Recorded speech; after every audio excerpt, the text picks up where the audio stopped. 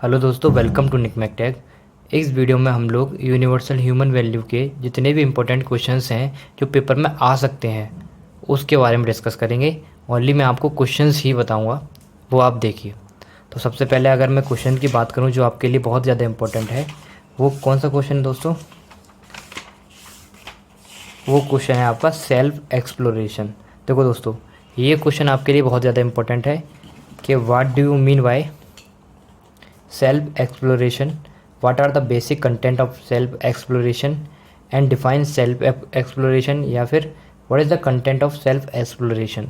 तो दोस्तों ये क्वेश्चन आपको देखने को मिल सकता है कि सेल्फ एक्सप्लोरेशन क्या होता है, तो इसके बारे में जितनी भी जानकारी है आपको वो पता होना चाहिए। ठीक है, तो एक क्वेश्चन और आपको देखने को मिल सकता है, आप पढ़ सकते हो उसको। पहले मेन तो ये इंपॉर्टेंट है कि सेल्फ एक्सप्लोरेशन क्या होता है, लेकिन ये क्वेश्चन भी इंपॉर्टेंट बन जाता है दोस्तों आपके लिए कि value education, what do you mean by value education. देखो वैल्यू एजुकेशन क्या है, ये अपने आप में इंपॉर्टेंट क्वेश्चन है, क्योंकि देखो ये कितनी बार पूछा गया है, 16 में, 17 में, है ना, 14, 15, 18, 19, मतलब हर साल रिपीट हो रहा है बार बार ये क्वेश्चन कि वैल्यू एजुकेशन क्या होता है। तो आपके लिए सबसे मेन इंपॉर्टेंट क्वेश्चन क्या हो जाता है, एक वैल्यू एजुकेशन, सेकेंड क्या हो जाता है आपका सेल्फ एक्सप्लोरेशन। तो ये भी इंपॉर्टेंट क्वेश्चन दोस्तों। तो दो क्वेश्चन आपको यूनिट फर्स्ट में मिल चुके हैं अभी तक। नेक्स्ट अगर मैं बात करूँ तो देखिए दोस्तों, सेल्फ एक्सप्लोरेशन ही देखो यहाँ पर भी दोबारा से पूछा गया, देखो है कि what is self exploration and explain the process of self exploration with diagram, define the process of self exploration with the help of diagram and its benefit. तो what is the self exploration, its content and purpose. तो दोस्तों आपको दो question must याद करने हैं human value में, जो कि आपको पढ़ के जाना ही चाहिए। वो पहला क्या था, वही कि वैल्यू एजुकेशन क्या होती है दोस्तों। ठीक है, वैल्यू एजुकेशन क्या होती है, ये इंपॉर्टेंट क्वेश्चन है आपके लिए। सेकंड इंपॉर्टेंट क्वेश्चन है कि सेल्फ एक्सप्लोरेशन क्या होता है ना। इसके आपको देखो क्या डायग्राम के बेनिफिट्स क्या होते हैं, इसको डायग्राम की मदद से समझाना, ये डायग्राम है ना। तो ये आपके लिए दो क्वेश्चन बहुत इंपॉर्टेंट है इस यूनिट में, फर्स्ट यूनिट में। ठीक है, नेक्स्ट अगर मैं बात करूँ इसमें इंपॉर्टेंट आपके लिए, देखो नेक्स्ट मैं इंपॉर्टेंट बात करूँ दोस्तों, थर्ड जो हमारा क्वेश्चन इंपॉर्टेंट है यूनिट में, वो क्या है, हैप्पीनेस, अनहैप्पीनेस और प्रॉस्पेरिटी।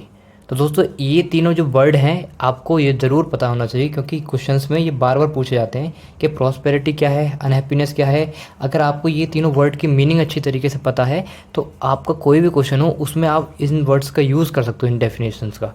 ठीक है, तो आपके लिए ये क्वेश्चन भी इंपॉर्टेंट बन जाता है। तो मैंने अभी तक फर्स्ट यूनिट में 3 क्वेश्चन आपको बता दिए कि वैल्यू एजुकेशन क्या है वो आपको पता होना चाहिए, सेल्फ एक्सप्लोरेशन क्या है वो आपको पता होना चाहिए, उसके बेनिफिट्स भी पता होना चाहिए। ठीक है, और ये 3 जो वर्ड हैं, हैप्पीनेस, अनहैप्पीनेस, प्रॉस्पेरिटी, इसको पता होना चाहिए, क्योंकि इसके बेस पे बहुत सारे क्वेश्चन पूछ सकते हैं एक्यूटिव वाले। नेक्स्ट अगर मैं बात करूँ आपको, देखो ये क्वेश्चन बार बार रिपीट हुआ है ना, देखो कि what do you mean bye understand by prosperity, prosperity क्या होती है। ठीक है, difference between prosperity and wealth.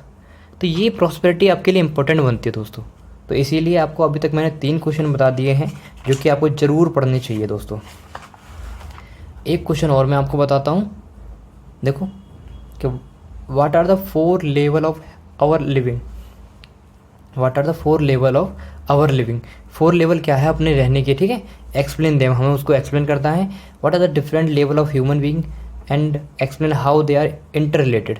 देखो दोस्तों ये क्वेश्चन थोड़ा घुमाने वाला है, आपको घुमाने के लिए पूछ लिया जाता है। देखो यहाँ पर पूछ लिया ना कि ह्यूमन बीइंग रहता है, कौन कौन से लेवल होते हैं उसके ना। जैसे देखो my self, living in my self, अपने आप में रहता है, या फिर फैमिली के साथ रहता है, या सोसाइटी के साथ रहता है ना, नेचर क्या है, एग्जिस्टेंस क्या है। तो ये 4 लेवल होते हैं दोस्तों। तो ये क्वेश्चन घुमा फिरा के आपसे पूछ सकता है, तो इसीलिए आपके लिए ये क्वेश्चन भी इंपॉर्टेंट बन जाता है। ठीक है, तो अभी तक मैंने आपको 4 क्वेश्चन बता दिए हैं फर्स्ट यूनिट में, जो कि बहुत ज़्यादा इंपॉर्टेंट है बस। तो मेरे अकॉर्डिंग फर्स्ट यूनिट में दोस्तों ये 4 क्वेश्चन हैं जो आपके एग्ज़ाम में पूछे जा सकते हैं, और इन चारों क्वेश्चन में से ही आपको 1 या 2 क्वेश्चन ज़रूर देखने को मिलेगा ही मिलेगा। ठीक है, ये तो हुई हमारी फर्स्ट यूनिट की बात कि फर्स्ट यूनिट में 4 क्वेश्चन मैंने आपको बता दिए, वो आपको पढ़ लेने हैं। अगर हम लोग बात करें सेकेंड यूनिट की, तो सेकेंड यूनिट में सबसे पहला जो मेन इंपॉर्टेंट क्वेश्चन बनता है वो, देखो आप ये नॉर्मल से पढ़ सकते हो कि सुख क्या होता है, सुविधा क्या होती है। ठीक है, सुख सुविधा, इसके बारे में आपको नॉलेज होनी चाहिए। हो सकता है इसके बारे में आपसे डिफरेंस पूछ ले कि सुख सुविधा के बीच में डिफरेंस क्या होता है, तो आपको सुख सुविधा जरूर पढ़ना है दोस्तों। ठीक है, पहला तो ये हो गया। सेकंड अगर मैं बात करूँ दोस्तों, तो यहाँ पर देखो एक ही क्वेश्चन है जो बार बार पूछा जा रहा है, बार बार हर अलग अलग तरीके से। वो क्या है दोस्तों, देखो कि ह्यूमन बीइंग इज अ को existence of the self and body elaborate. ठीक है, सेल्फ और बॉडी के बारे में हमें बताना है। और क्या बताना है कि explain relation between the self and body, self और बॉडी के बीच में रिलेशन क्या है ना। What is the responsibility of self the body. तो यानी कि ये जो क्वेश्चन है सेल्फ और बॉडी, इस टॉपिक को आपको अच्छी तरीके से पढ़ना है, सेल्फ और बॉडी वाले टॉपिक को, क्योंकि ये क्वेश्चन बार बार रिपीट हो रहा है। देखो 16-17 में पूछा गया, 14-14-15 में भी पूछा गया, ठीक है, 15-16 में भी दोस्तों ये आया। और देखो यहाँ पर भी देखो ये क्वेश्चन बार बार रिपीट हुआ कि distinguish between the need of self and need of the body, body और सेल्फ की क्या नीड पड़ी है ना। तो ये क्वेश्चन दोस्तों आपको बार बार पूछा जा रहा है। तो आपको सेकंड यूनिट में मैंने आपको क्या बताया, पहले सुख सुविधा के बारे में पढ़िए, सुख सुविधा क्या होती है। सेकंड मैंने आपको क्या बताया कि सेल्फ और बॉडी, उन दोनों की नीड क्या पड़ी, उनको आपको अच्छी तरीके से पढ़ना है कि सेल्फ और बॉडी क्या होती है, क्यों उसकी नीड पड़ी, ठीक है, उन दोनों में क्या डिफरेंस है, तो ये आपको पता होना चाहिए। नेक्स्ट अगर मैं बात करूँ क्वेश्चन की दोस्तों, तो वो क्वेश्चन आपके लिए क्या है वो मैं बताता हूँ आपको। देखो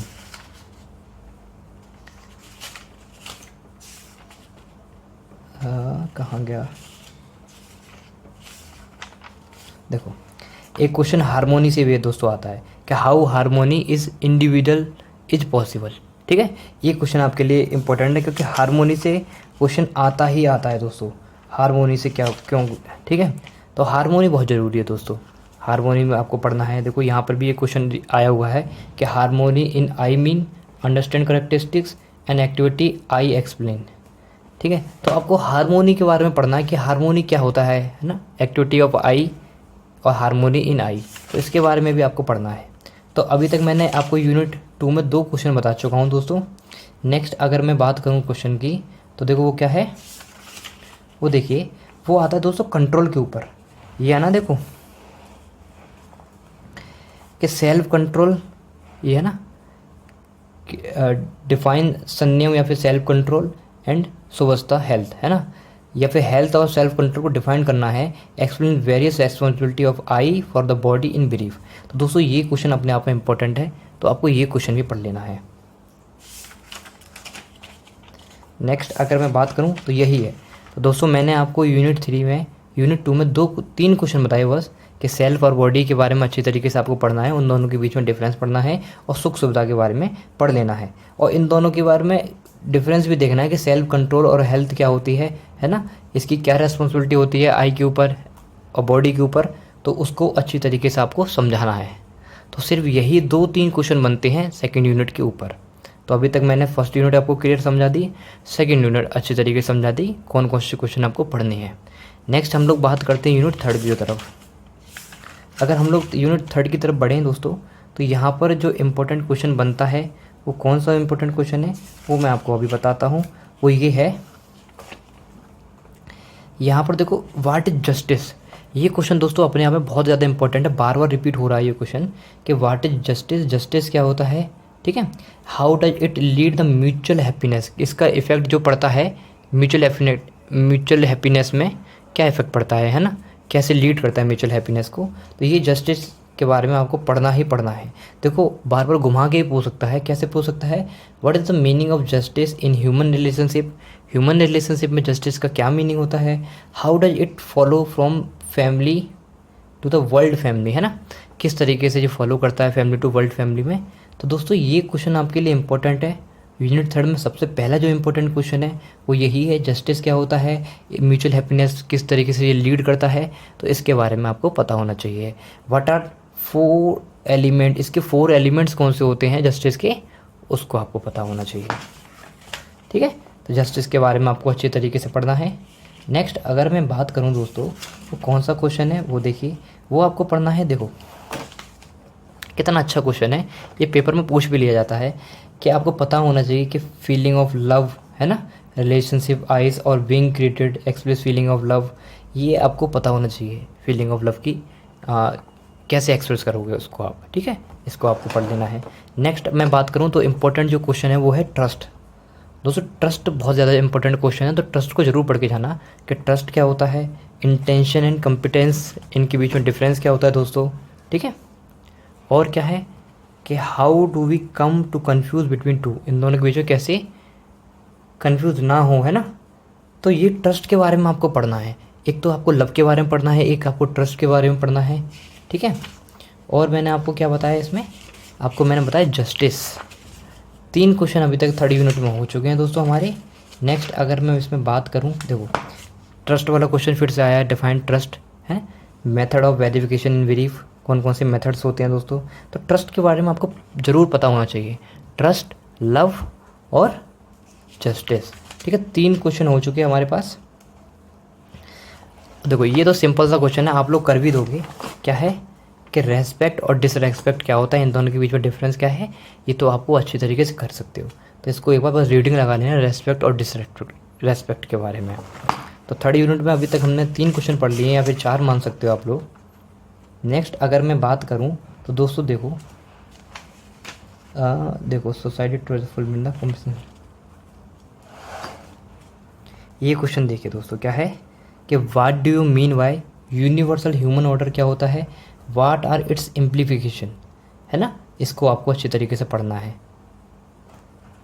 नेक्स्ट अगर मैं बात करूं दोस्तों, बस यही क्वेश्चन दोस्तों, तो 4 क्वेश्चन आपके यूनिट 3rd में हो गए दोस्तों। अब हम लोग बात करते हैं यूनिट 4 के बारे में।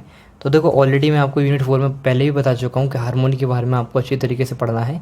तो यूनिट 4 में भी हार्मोनी आता है, तो इस क्वेश्चन को तो ऑलरेडी आप पढ़ चुके हो पहले, तो इस क्वेश्चन को आपको देख लेना है। पहला क्वेश्चन तो यही हो गया। और देखो यहाँ पर 2nd क्वेश्चन में दिया है कि हार्मोनी कैसे एग्जिस्टेंस करता है, तो बेसिकली आपको हार्मोनी के बारे में पढ़ना है और जो भी क्वेश्चन आए वो आपको लिख देना है। नेक्स्ट अगर मैं इसमें बात करूँ तो देखो यहाँ पर लिखा भी है what do mean by mutual fulfilment in nature, ठीक है। तो ये क्वेश्चन आप पढ़ सकते हो, इतना ज़्यादा इंपॉर्टेंट नहीं है बट फिर भी पढ़ सकते हो, कोई दिक्कत वाली बात नहीं है। इंपॉर्टेंट क्वेश्चन बात करूँ तो ये है कि explain the 4 order existence in nature, nature में जो 4 ऑर्डर एग्जिस्टेंस करते हैं वो कौन कौन से होते हैं, ठीक है। How are they interlinked to one another, और आपस में किस तरीके से लिंक है वो। तो इस क्वेश्चन को आपको जरूर पढ़ के जाना है दोस्तों। तो ये 4th यूनिट का सबसे पहला हमारा क्वेश्चन है, हार्मोनी के बारे में ऑलरेडी आप पढ़ चुके हो। पहला जो क्वेश्चन हमारा 4th यूनिट का वो यही है कि explain 4 order existence in nature, ठीक है, कौन कौन से ऑर्डर एग्जिस्टेंस करते हैं नेचर के। फिर इसी को हम इस तरीके से पूछ सकते हैं कि verify explain the nature characteristics of 4 order in nature, ठीक है। तो ये दोस्तों इस तरीके के क्वेश्चन बार बार घुमा फिरा के पूछ सकते हैं, तो आप देख सकते हो और इसको पढ़ सकते हो। तो इसके बारे में आपको ज़रूर पढ़ के जाना है। तो पहला क्वेश्चन अभी तक हमारा हो गया 4th यूनिट में। देखो ये क्वेश्चन फिर पूछ लिया what are the 4 order in nature, है ना। तो इसको आपको अच्छी तरीके से पढ़ना ही पढ़ना है।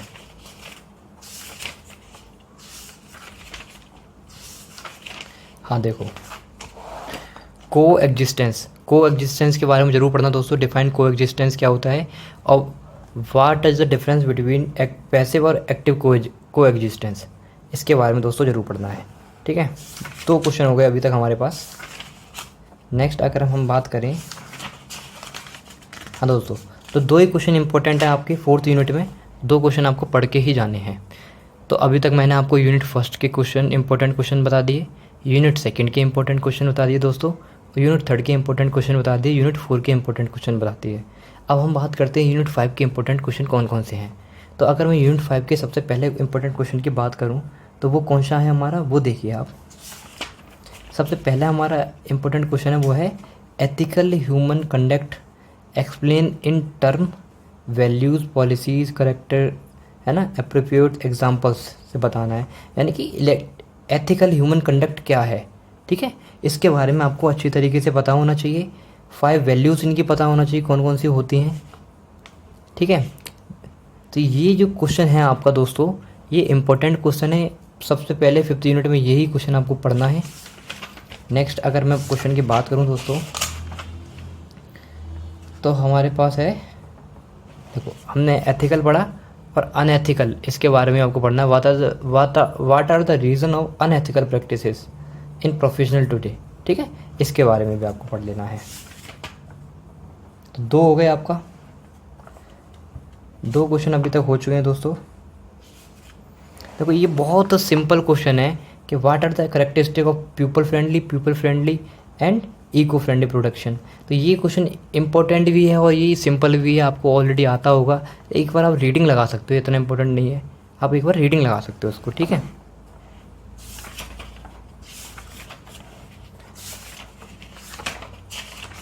तो दोस्तों इसी तरीके से हमारी यूनिट 5 भी कंप्लीट होती है।